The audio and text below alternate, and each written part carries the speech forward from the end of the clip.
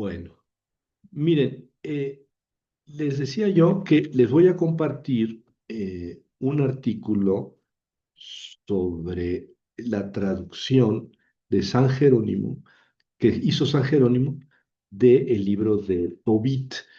En nuestras Biblias, miren, en esta Biblia, sí, en esta Biblia, las Biblias católicas por lo general traducen Tobías, libro de Tobías. eh, las Biblias protestantes pues no tienen este libro porque los protestantes lo consideran apócrifo, Tobías. Y esto es muy importante porque Tobías no es un libro que hayan aceptado los hebreos, los judíos, desde el principio. Más bien lo rechazaron, no formó parte de la Biblia hebrea. Y por lo tanto, los protestantes lo excluyeron del canon católico. Los católicos lo mantuvieron. Lo que pasa es que los católicos se basaron en la traducción que había hecho San Jerónimo. San Jerónimo vivió en el siglo cuarto y quinto, ¿verdad? A caballo, parte en el cuarto y parte en el quinto. Y San Jerónimo tradujo pues toda la Biblia, casi toda la Biblia, de las lenguas originales, hebreo, griego, arameo, al latín.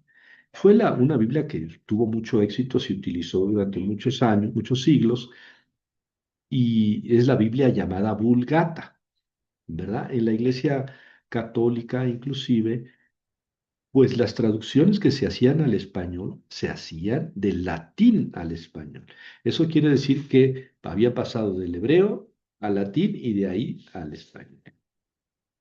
Fue hasta el Concilio Vaticano II en 1965 cuando la Iglesia católica pidió que se tradujeran los textos desde sus lenguas originales. Y entonces ya se tradujeron la, la- la Biblia al español de las lenguas originales.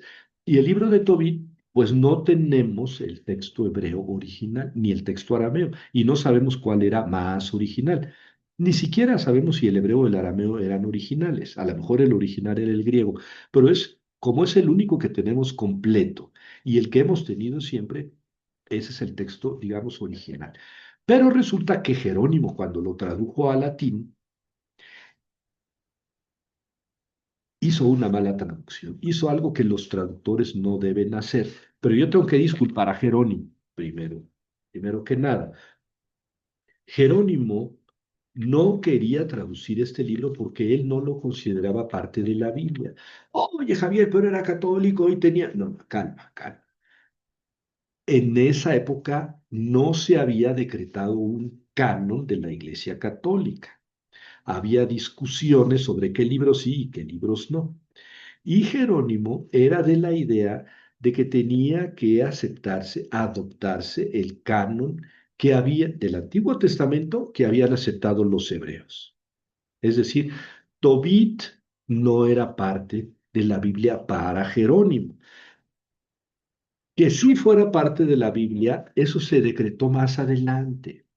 ¿Eh? No, no me voy a meter ahorita en ese problema, pero se decretó más adelante, después de Jerónimo. Y Jerónimo había traducido la Biblia al latín y a un amigo le dijo, oye, traduce este también, Tobit. Y Jerónimo dijo, es que yo no sé arameo y ese libro solamente está en arameo, dice Jerónimo. Entonces un amigo judío le iba leyendo el texto arameo, que era el que tenían de Tobit, y se lo iba traduciendo al hebreo, a Jerónimo. Jerónimo, que bien que sabía hebreo, lo tradujo al latín. Dice Jerónimo que en un solo día. No es un libro cortito, cortito. Pero dice Jerónimo que lo tradujo en un solo día del hebreo, que se lo iban traduciendo del arameo al hebreo, del hebreo al latín. Y entonces eso explica por qué Jerónimo se tomó ciertas libertades con el texto latino. Yo digo que es la peor traducción que ha hecho Jerónimo de todas las que hizo de la Biblia, la peor es la de Tobías. Sí, ¿por qué? Porque se tomó algunas libertades que no se debe tomar un traductor. Hizo cortes e hizo adiciones, o sea, en algunas partes le quitó al texto y en otras partes le añadió. Entonces, sí, como traductor muy mal, pero se explica porque él no lo consideraba un libro inspirado, parte del canon. Bueno, ya explico entonces por qué vienen esas diferencias. Pero es curioso que al comparar el texto griego del libro de Tobit con la traducción latina, vemos todas las adiciones, todo lo que añadió Jerónimo y todo lo que quitó, y salen unas ideas bastante claras sobre la mentalidad y la espiritualidad de Tobías, perdón, de Jerónimo. Y eso es lo que yo estudio en este artículo. Ahora, no les puedo este, resumir el artículo tan fácilmente. A lo mejor no termino en esta hora de conferencia, y nos tomaremos el siguiente, porque tampoco quisiera ir a matacaballo y que todo quedara medio claro, medio oscuro. Entonces, mejor voy a describirles lo que dice el libro de Tobías y después qué añadió y qué quitó Tobías. Y al final podemos ir haciendo una síntesis de la mentalidad, de la espiritualidad de Jerónimo, que quiso Jerónimo, imbuir en su traducción. Ahora, el problema inicial, el primerito, es que Jerónimo llamó al papá Tobías y al hijo Tobías.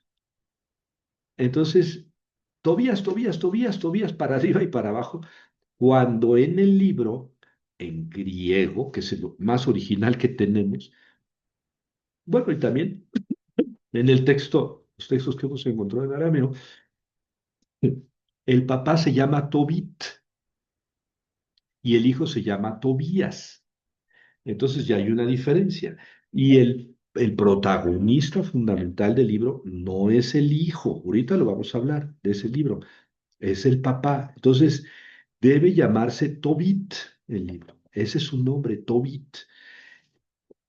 Estos señores le ponen Tobías y la mayoría de las Biblias católicas le ponen Tobías. Pues yo les pongo tache. El libro se llama Tobit, porque se refiere, el protagonista fundamental es el papá, Tobit, padre de Tobías. Bueno, entonces voy a hacer digamos, un resumen de lo que trata el libro. Es una historia muy linda, a primera vista. Es una historia muy linda de, de un matrimonio y de una curación. Vamos a ver, conforme yo voy narrando, ustedes van a recordar la historia. Pero para que continuemos con la conferencia, es importante que narremos primero la historia en sí misma, que es una novelita que a mí me parece encantadora, simple. Eh, mi tesis doctoral de filosofía es sobre este libro y yo digo ahí que es una narración edificante sobre la retribución divina. Ya con eso se da una cuenta cuenta de qué se trata la novela. Es una narración edificante sobre la retribución divina. Es decir, hay aventuras y Dios va a premiar al que se porta bien, ¿verdad? Y castigar al que se porta mal. Como mil millones de historias que hay, y en la Biblia hay muchas de estas. Pero esa es una historia que utiliza 14 capítulos y que va sobre esa línea. Les narro la historia.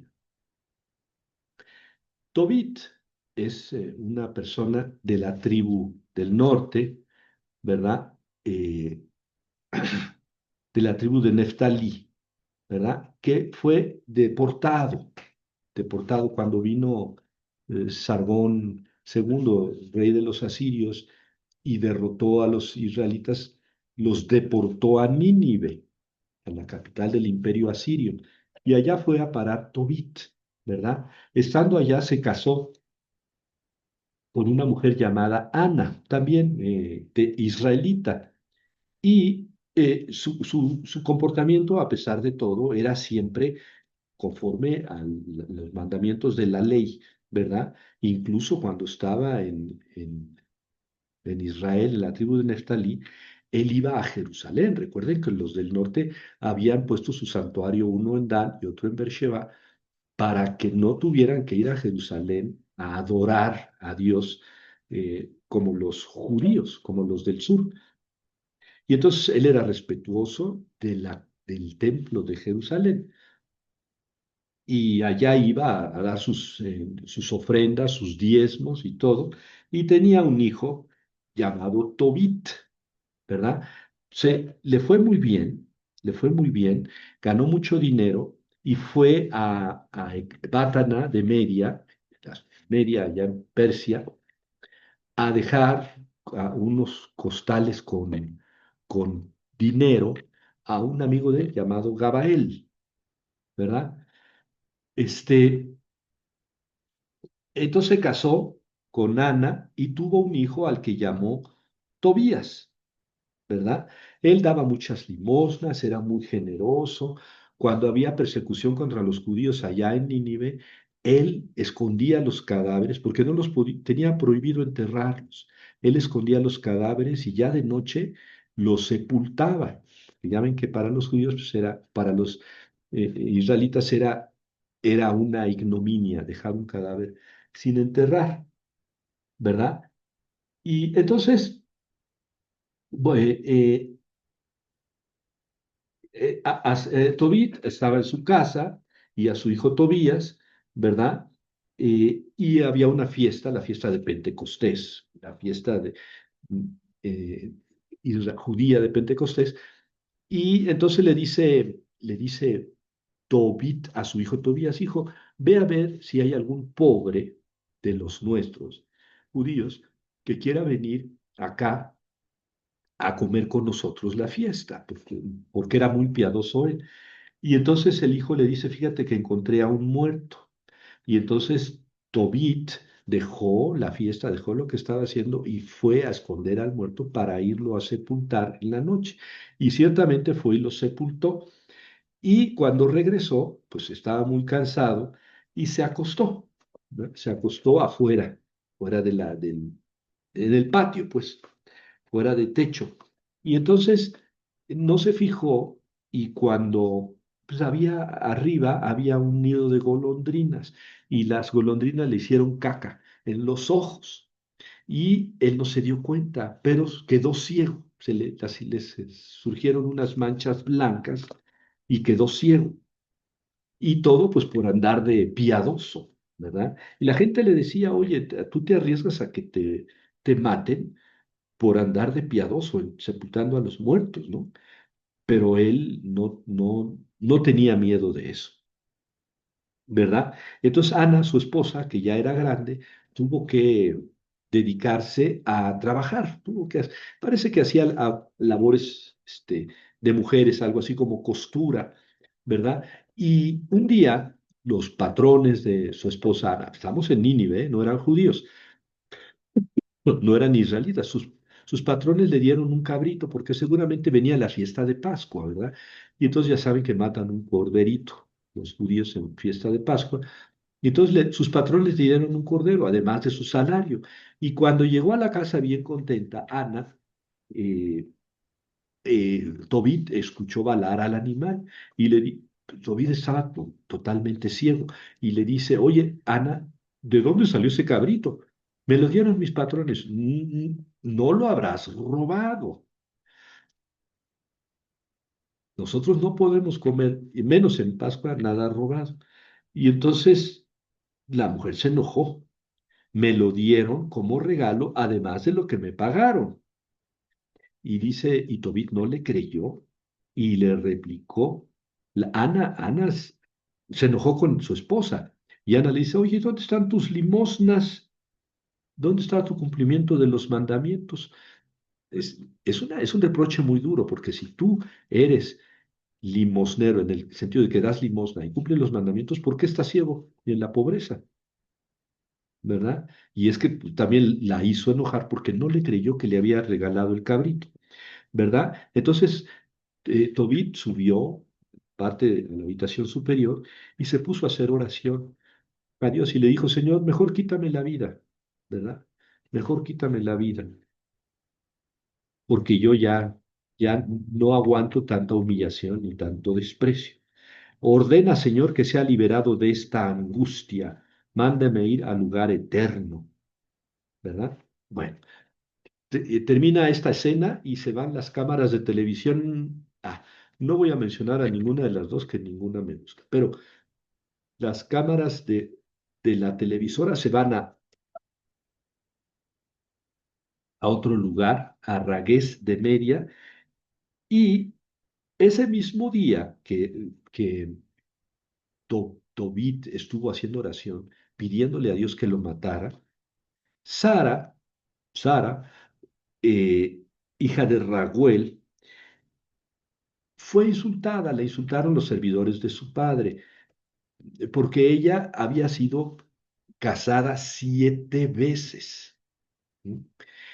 Y los israelitas tenían y tienen, los ortodoxos, esa costumbre de que si un hombre muere sin dejar descendencia, su pariente más cercano toma a la viuda para darle un descendiente al difunto. Bueno, resulta que esta muchacha había sido entregada a 7. La muchacha no escogía marido, ni la primera vez. Una vez que murió el marido, el pariente más cercano del marido tenía que tomarla como esposa. Había muerto. El siguiente pariente más cercano tenía que tomarla como esposa. Había muerto. El siguiente había muerto. Así 7 maridos. Ella había tenido 7 maridos, todos habían muerto la noche de bodas antes de tocarla, digamos, sexualmente, ¿verdad? Y alguna de las sirvientas le dijo, ay, se me hace que tú eres la que con tu carácter matas a tus maridos. Y ella se puso muy triste, ¿no? Se puso muy triste. Sara, bueno, es que había un demonio, el demonio Asmodeo, que estaba enamorado de ella, así dice el texto, ¿verdad? Que estaba enamorado de ella y no permitía que nadie la tocara. Decía, si no eres mía, no eres de nadie. Entonces el que la tocaba, digamos, a ella con la intención de tener relaciones sexuales, es decir, de casarse o de consumar su matrimonio, pues lo mataba. Y entonces, en el mismo momento en que Tobit subió a la terraza a pedirle a Dios que lo matara, Sara subió a la terraza de su casa a cientos de kilómetros de distancia a pedirle a Dios que la matara.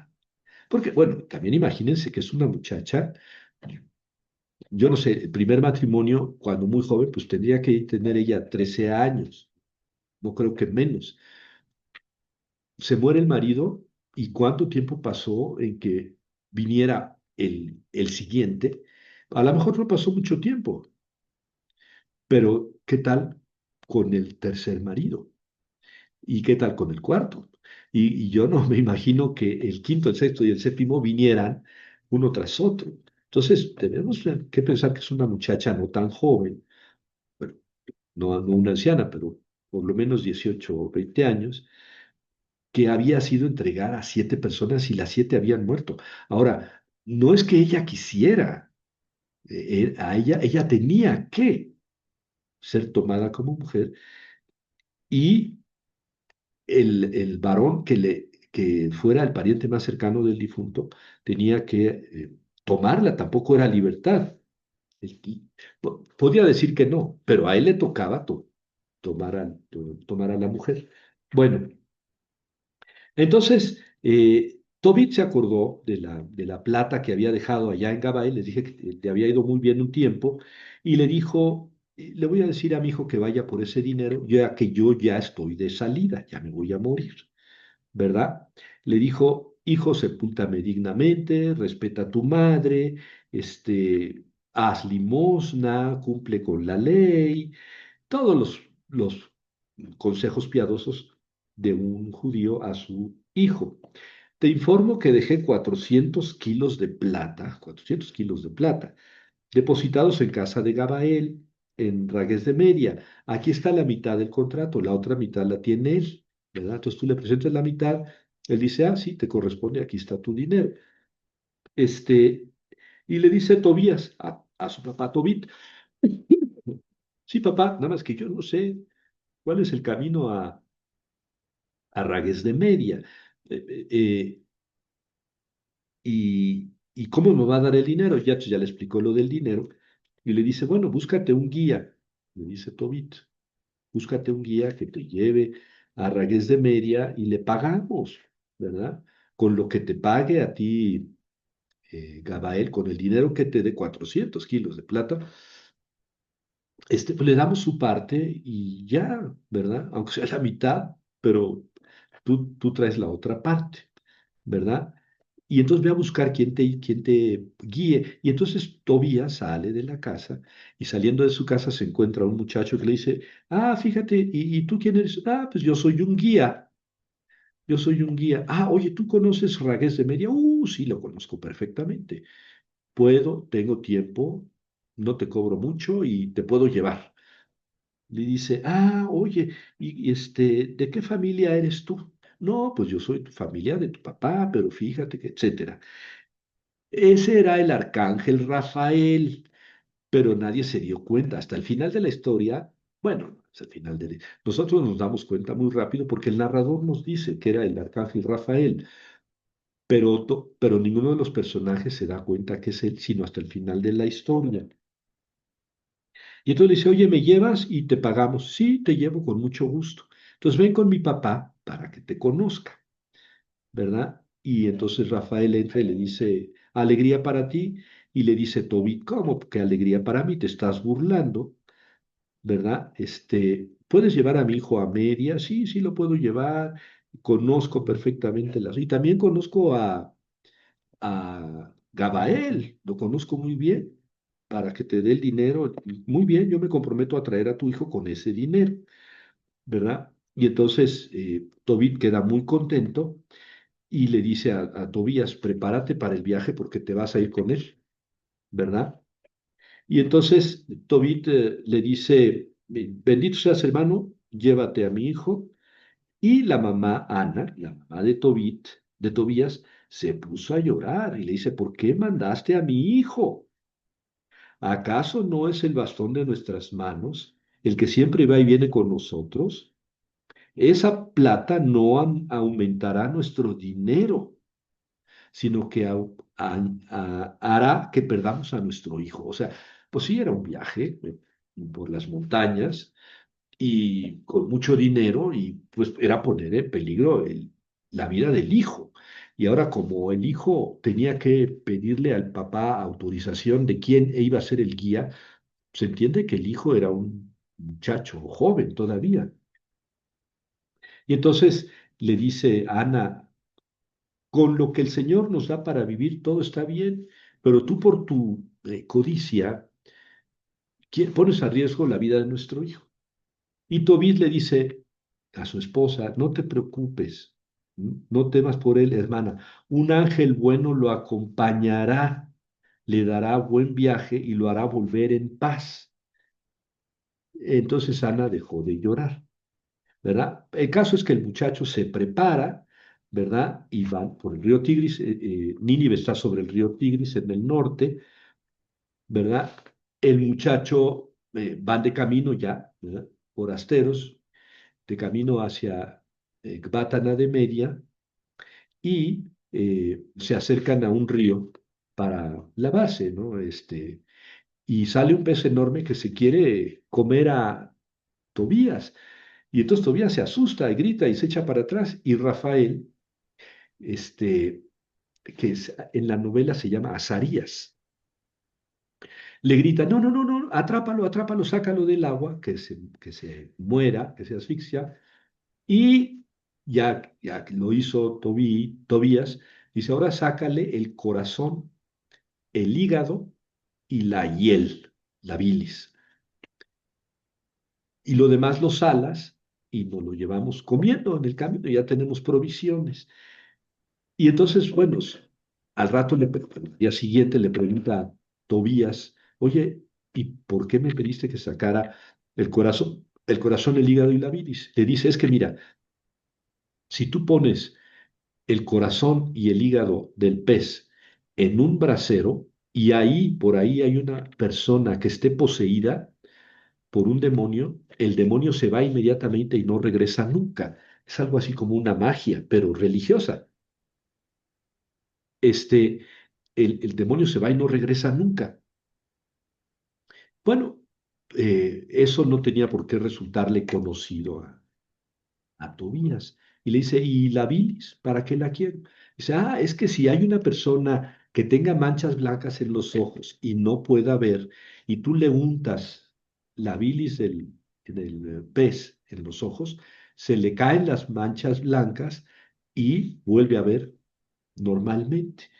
Eso seguramente bueno, seguramente no, de Ujú. segurísimo, le, Sí, sí, le, estoy en la conferencia.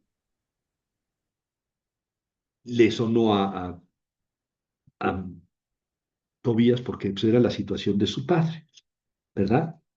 Entonces, cuando llegaron cerca de Ecbátana, de Media, Rafael, y camino de Ecbátana, donde estaba Gabael, aquel amigo con los 400 kilos de plata, Rafael le dijo, hermano Tobías, y él dice, ¿qué quieres? Le dice, mira, vamos a pasar la noche aquí en Ragués, en este pueblo. Ahí hay una chica que se llama Sara, es muy bonita, ella cumple la ley, es muy piadosa, es hija única y sus papás son ricos. ¿Qué significa eso? Las mujeres en el Antiguo Testamento, en la época de Israel, no heredaban nada más los varones. La única manera que había que una mujer heredara era que, bueno, no sé si es la única, porque dicen que Job tuvo al final tanto dinero que heredó a sus tres hijas, le dio herencia a sus tres hijas. Tenía 7 hijos y 3 hijas, y a las tres les dio herencia. Entonces yo imagino que una persona muy rica pues sí heredaba a sus hijas, pero lo normal era que las mujeres no heredaban nada más los varones. Entonces por eso lo que le dice el ángel a Tobías es importante. Mira, ella es hija única, eso quiere decir que va a heredar. Y sus papás son muy ricos, pues ya la hicimos, ¿no? Pero además es piadosa y además es muy bella. Entonces ya se la pintó de caramelo. Y además le dice, mira, le dice el ángel a Tobías, a ti te toca casarte con ella. Tú eres el siguiente. Y fíjense, entonces Tobías le dice algo que nosotros no sabíamos que Tobías sabía. Dice, sí, pero yo sé que sus 7 esposos anteriores han muerto la noche de bodas y yo no quiero morir, porque además soy el hijo único de mi papá que está ciego y pobre y me mandó para rescatar la, la vida de la familia recogiendo aquel dinero. Dice, ¿no te dije yo que si pones el corazón y el hígado del pez en un brasero, se va el demonio y no regresa? Ey, pues tienes razón. Y entonces dice aquí el texto algo bonito. Dice...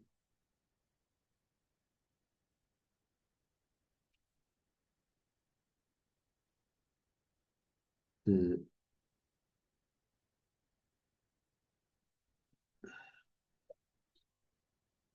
Cuando Tobías oyó estas palabras de Rafael y supo que ella era su pariente de la familia de su padre, la amó y su corazón se apegó a ella. No la había visto, no la había visto. No sabía nada de ella más que lo que le había dicho el ángel, pero se enamoró de ella. Yo creo aquí a Trenú que se enamoró de la idea de casarse y del dinero. Pero bueno, dice que se enamoró de ella, ¿no?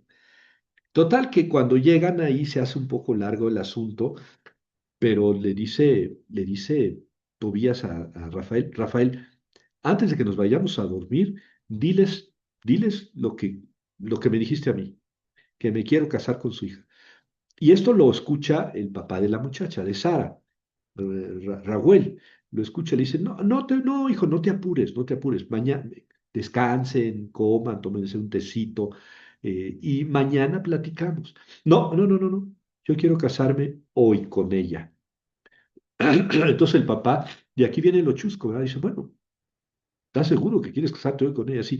A ver, pues trae a la muchacha, le dice a su esposa, Edna, trae a la muchacha que se va a casar con este señor. Y traen a la muchacha que no se habían visto hasta ese momento. Y entonces, bueno, no se habían visto cuando entró, pero ella no estaba presente en esa conversación. La bajaron para decirle, te vas a casar con él. Y entonces ella dice, ay, mamá, pues el octavo, ¿verdad? Y así, a todos pensaban que iba a morir. De hecho, este, entraron a la habitación y el papá dijo a un sirviente, oye, vete a hacer un agujero ahí en el jardín, porque pues así, si se muere, lo echamos al agujero y nadie sabe, nadie supo. Vino del extranjero, se murió y ahí se enterró y nadie lo va a llorar y nadie se va a preocupar, porque pues también la hija ya no aguantaba tanta muerte, ¿no? El caso es que el ángel le dice, eh, recíbela, se te entrega porque a ti te toca, ¿verdad?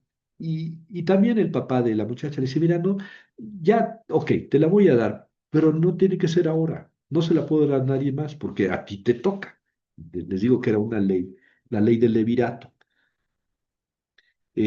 Entonces, Tobit eh, va con Sara y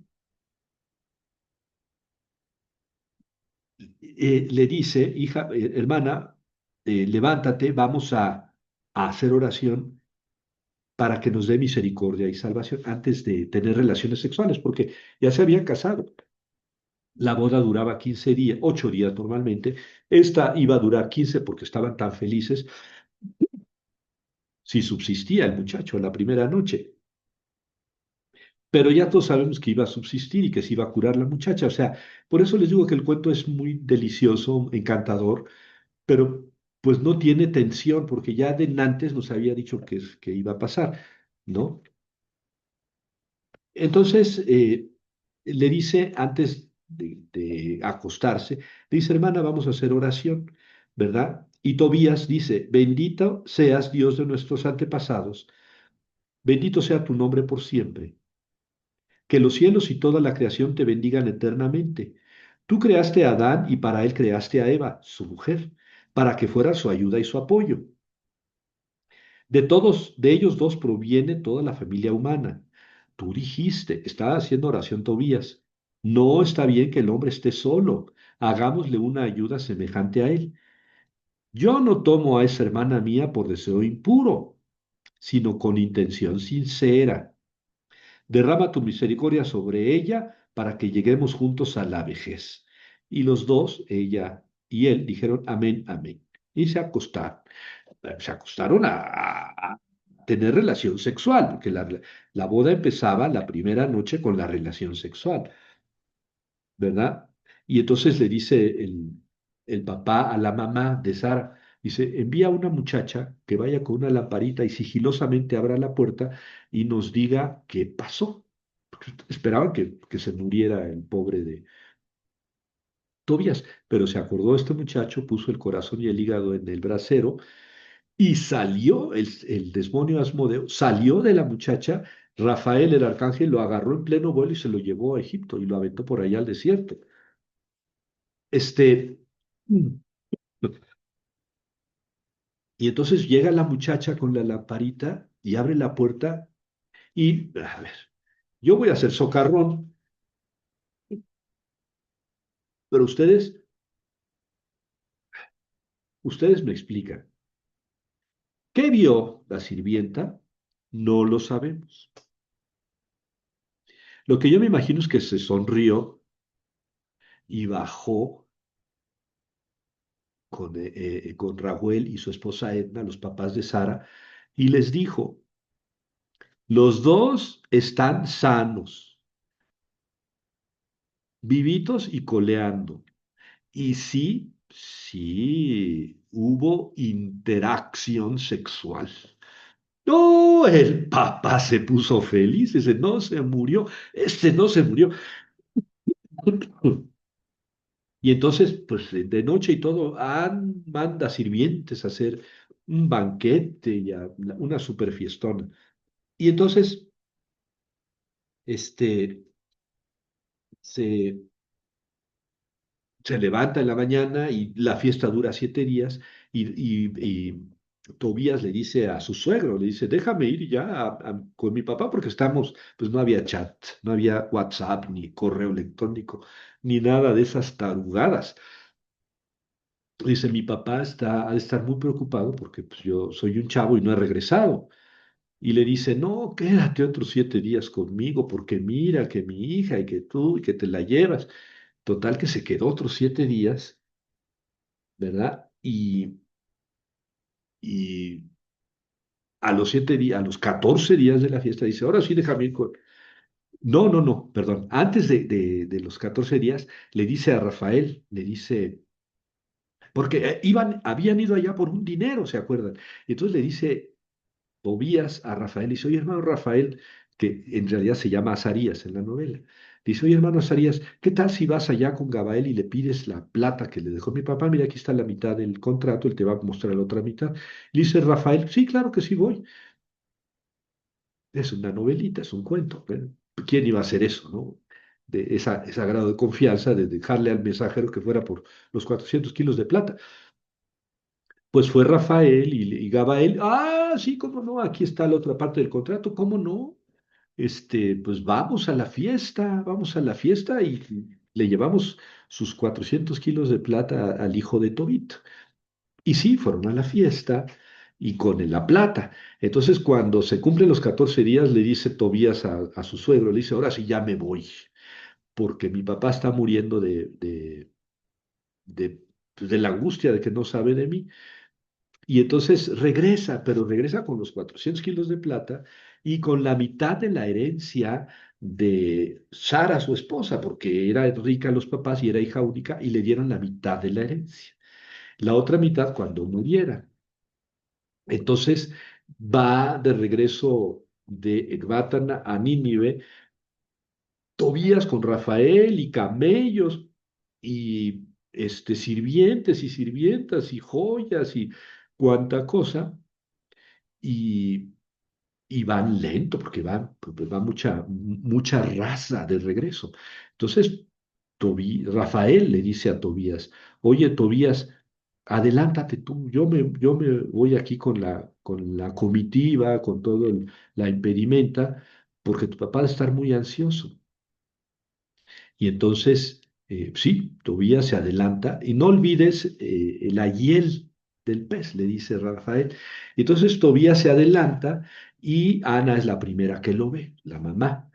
Y entonces le dice a Tobit, le dice, ya llegó tu hijo. Y estaba ciego Tobit, pero se levanta tropezándose y como Dios le dio a entender, recibió a su hijo. Y el hijo lo abraza, lo besa y le pone la hiel del pez en los ojos y se le caen las escamas y le dice el papá, qué lindo, hijo, ya te veo, luz de mis ojos, ya puedo morir. No, pues que va a morir, ¿no? La fiestononona porque está el hijo de regreso y le dice, ahí viene mi esposa y traigo los 400 kilos de plata y traigo la mitad de la herencia de mi esposa. Y entonces, bueno, reciben a la hija, a la nuera, y todos muy felices porque ya el papá fue curado. Este, la nuera está en casa, es feliz. Luego, se queda con ellos, con sus papás, Tobit, hasta que mueren. Los sepulta. Iba a decir les da cristiana sepultura, pero no, esto es antes de Cristo. Lo sepulta y se va a Ecbátana, perdón, se va a Ragués, donde estaban sus suegros, y también vive con ellos y también los sepulta, ya de viejitos, a los dos, y ya recibe la otra mitad de la herencia de aquellos. Entonces, como ven, es un cuento, si ustedes quieren, muy ingenuo y medio. Tampoco tiene gracia literaria, porque desde el principio ya sabemos todo lo que va a pasar, ¿verdad? Más bien lo interesante es cómo se va desarrollando todo y es hasta meloso, si me disculpan la expresión, es un poco meloso, pero muestra muy bien pues, la fe en que Dios va a premiar al bueno, a los justos y a castigar a los malos, ¿verdad? Bueno, esa es la historia. Ay, bueno, ya después le dice eh, Tobit a su hijo Tobías, le dice, hijo, no, Tobías le dice a Tobit, le dice, oye papá, ya tenemos que pagarle al Señor y que se vaya, ¿no? Y le dice Tobit, sí, dale lo que le corresponde y ya que se vaya. Y le dice, pero ¿cuál? ¿Qué le corresponde? Curó a mi esposa, sacó al demonio, me casé con ella, traigo la mitad de su herencia, te curó a ti, porque él es el que me dijo que te pusiera la hiel del pez. ¿Cuánto le voy a dar? Y entonces Tobit le dice, pues dale la mitad de todo lo que trajiste, dale la mitad. Y entonces le dice Tobías a Rafael, le dice, mira, ya te vamos a dar tu salario y muchas gracias por lo que hiciste por nosotros. Te vas a quedar con la mitad de todo lo que traje. Y le dice Rafael, le dice, nah, ¿y a mí para qué me sirve eso? Allá en el cielo no tengo necesidad de eso. Y entonces cuando dice, yo soy un ángel de Dios, soy Rafael. Y a propósito, Rafael quiere decir medicina de Dios, o bien Dios cura. Es la medicina de Dios, Dios cura. Y entonces se quedan asombrados y ya les da sus consejos Rafael a Tobías y a Tobit y luego ya se va al cielo.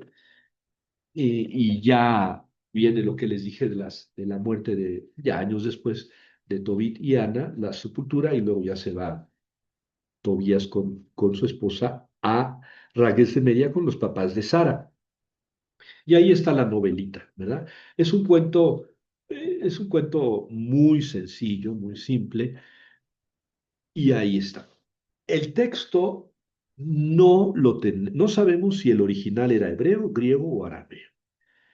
No tenemos el texto completo en hebreo, tenemos unos cachitos que hemos descubierto en Qumran, pero cachitos así de aquí y de allá. Y eso no nos da para saber si es el original, si el original estaba en hebreo. También hemos descubierto más fragmentos en arameo. Me parece que eran diferentes traducciones en arameo, pero ningún texto completo en arameo. De manera que el texto más antiguo que tenemos completo es el texto griego.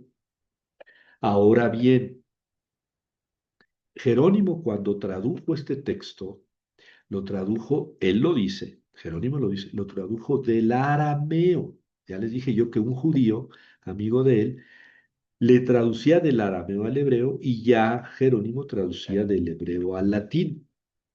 De modo que el libro que nosotros manejamos durante 1500 años en la historia de la iglesia, más de 1500 años, fue el libro traducido por Jerónimo al latín. Ese fue el libro. Pero recientemente descubrimos dos textos griegos. Dos textos griegos, códices griegos, uno del siglo IV, el Vaticano, y otro del siglo V, perdón, perdón, no, uno del siglo IV que es el Sinaítico, Sinaítico, y otro que es doble de los siglos IV y V, el conocido como Vaticano y Alejandro, que en realidad son dos, uno del cuarto y uno del quinto siglo. Pero el otro que les dije, el primero, el sinaítico, es del siglo IV. Y estos dos, digo dos porque el sinaítico tiene una traducción, tiene un texto, y el Vaticano y el alejandrino, a pesar de ser de diferente siglo y de diferente lugar, son prácticamente iguales. Entonces tenemos dos versiones en griego, el sinaítico y la del Vaticano alejandrino. Pero estas fueron descubiertos hace 200 años. Teníamos el texto latino. ¿Mm? Ahora que hemos descubierto, y así digo yo de payaso, ahora que hemos descubierto el texto griego, Pues en las Biblias se traduce el texto griego. En las Biblias que tenemos aquí, católicas, las protestantes no está, ya dije porque los protestantes no lo consideran libro inspirado, canónico. En las Biblias católicas tenemos la traducción del texto griego. Ahora bien, si nosotros comparamos el texto griego, que voy a fijarme nada más con el sinaítico, que podría ser el otro también, Vaticano Alejandrino, pero me quedo con el sinaítico. Si yo tomo el texto sinaítico en griego y pongo aquí el texto paralelo de en latín que tradujo Jerónimo, me doy cuenta que Jerónimo quitó varias cosas que están en el griego y que seguramente estaban en el arameo del que tradujo, y añadió otras. Son dos cosas diferentes. Hizo adiciones e hizo omisiones del texto. Y entonces uno se preguntaría, ah, caray, mi querido Jerónimo, ¿por qué te tomaste la libertad de hacer omisiones y adiciones al texto de Tobías? Eso ya lo expliqué al principio de la conferencia, porque Jerónimo no consideraba que este libro fuera inspirado por Dios. Ya está, eso lo dije al principio. Ahora, lo que sigue de la conferencia, que fíjense que va a ser para la próxima semana, es cuáles son las diferencias entre el texto latino y el texto griego. ¿Mm? Entre el texto de la Biblia que tenemos acá y el texto de la Biblia eh, que se usaba en la Iglesia Católica durante 15 siglos, ¿no? El texto latino, que no es lo mismo. Yo en la propaganda, en el flyer de esta conferencia les dije, es la peor traducción de Jerónimo. Sí, porque es bastante diferente el texto latino del texto griego. Ahora, ¿en qué radica la diferencia? Ah, no dejen de asistir a nuestra próxima conferencia.